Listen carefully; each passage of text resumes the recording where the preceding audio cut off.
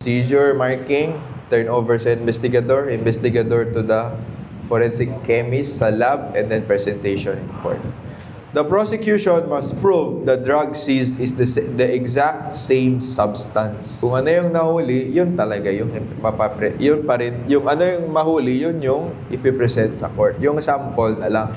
Okay, so kung 50 kilos, hindi buong 50 kilos of the drugs ang ipipresent sa court. Just a sample of it. So the first link, you need to do immediate marking. The place of apprehension. The seizing officer, you will place your initials, signature, and date to separate the evidence from other items and prevent switching. Pag na-delay ang marking, problema tayo dyan. So you need to inventory, you need to photograph the evidence immediately.